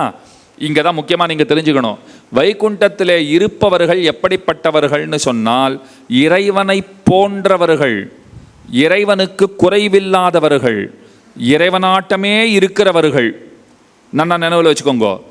தாழ்ந்தவர்கள் எங்கே இருக்கிறார்கள்னா நாம் இருக்கோம் பாருங்க, நாம தான் இங்கே தான் இருக்கோம். நம்மக்கிட்ட ஒன்றும் பெரிய குணங்கள்லாம் கிடையாது, ஓஹோன்னு இருக்கிற ஆசாமியெல்லாம் கிடையாது. நிறைய ஜென்மங்கள் பல பாபங்களை சேர்த்து வைத்தவர்கள் நாம் தான். இப்போ பகவானுடைய குணங்கள் எங்கே வேலை செய்யும்னா, இப்போ பகல் வேளையில் நல்ல வெளிச்சம், சூரியன் நல்ல உச்சி வெயிலுங்க, 12 மணிக்கு வீட்டுக்குள்ளே லைட்லாம் போட்டு உட்காந்துருப்பீங்களா? லைட்டு போடலை. ஏன் போடலைன்னா என்ன சொல்லுவீங்க?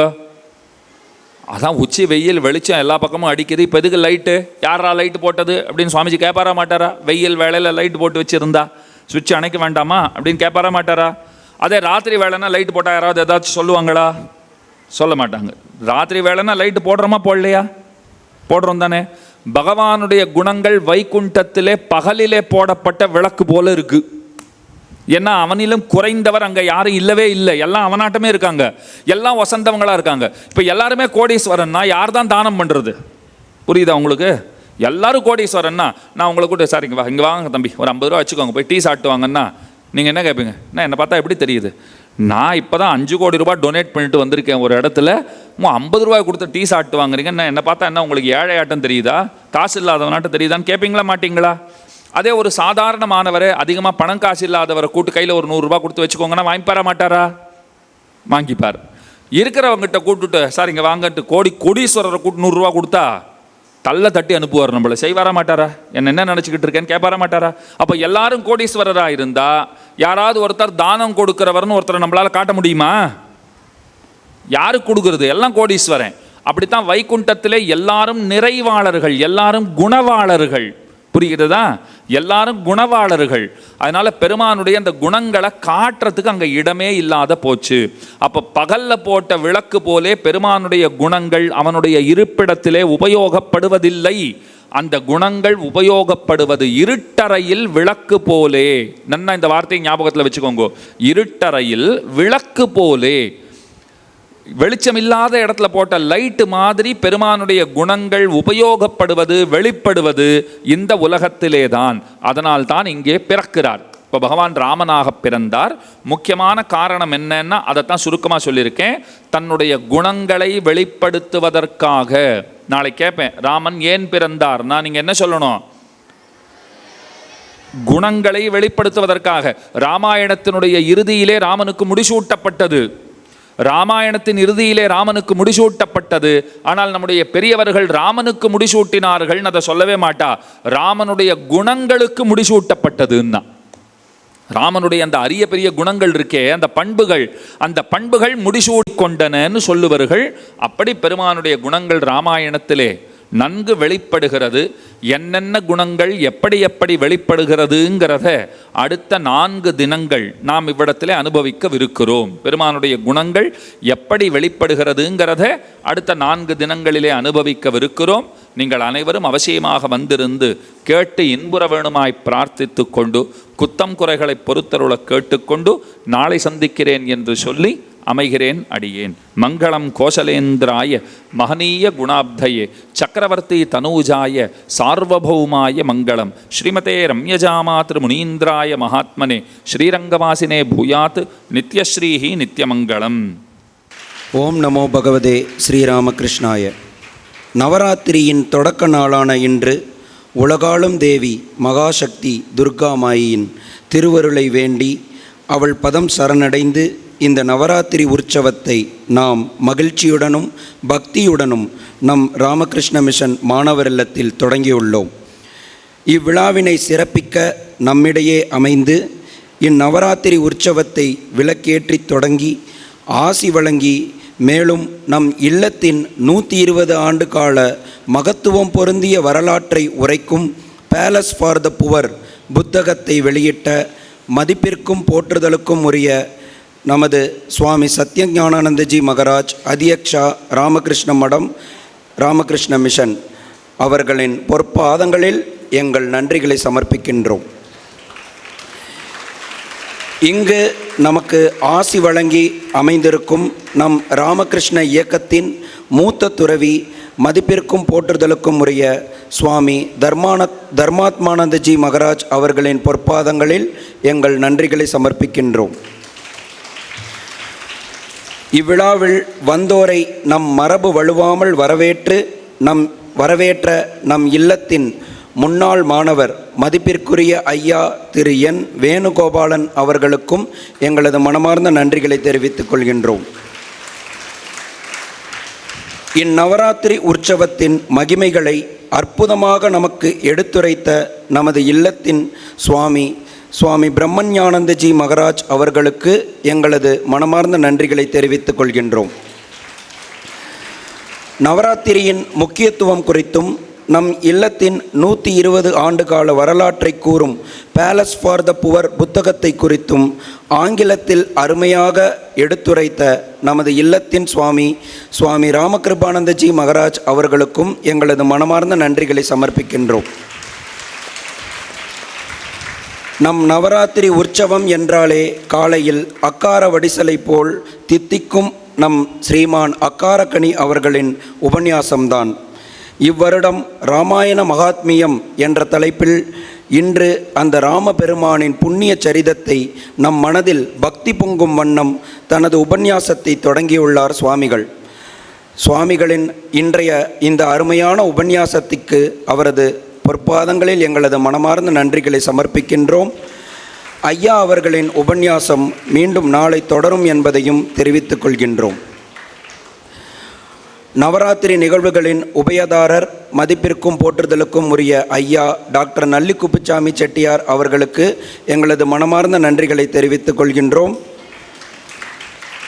இன்று இந்நிகழ்வில் கலந்து கொண்டுள்ள அத்துணை சாது பெருமக்களுக்கும் பக்த கோடிகளுக்கும் இல்லத்து நல விரும்பிகளுக்கும் இல்ல பணியாளர்களுக்கும் தன்னார்வலர்களுக்கும் மாணவ செல்வங்களுக்கும் மேலும் யூடியூப் நேரலையின் மூலம் கலந்து கொண்டுள்ள அத்துணை பக்தர்களுக்கும் ராமகிருஷ்ண மிஷன் மாணவர் இல்லத்தின் சார்பில் மனமார்ந்த நன்றிகளை தெரிவித்துக் கொள்கின்றோம்.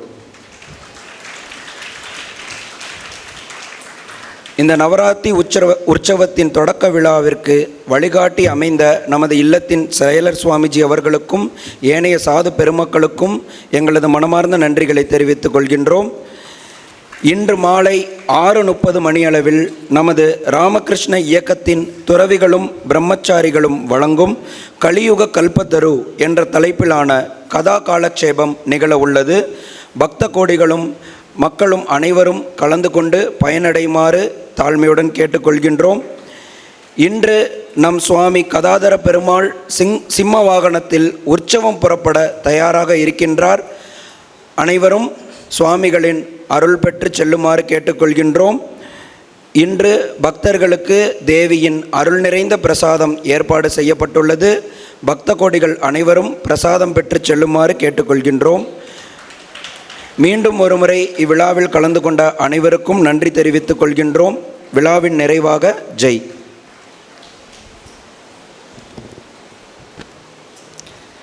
जय श्री गुरु महाराज जी की, जय श्री महामाई की, जय श्री स्वामी जी महाराज जी की, जय श्री स्वामी ब्रह्मानंद महाराज जी की, जय श्री स्वामी रामकृष्णानंद महाराज जी की, जय श्री दुर्गा लक्ष्मी सरस्वती माई की, जय श्री सिद्धिविनायक मूर्ति की जय।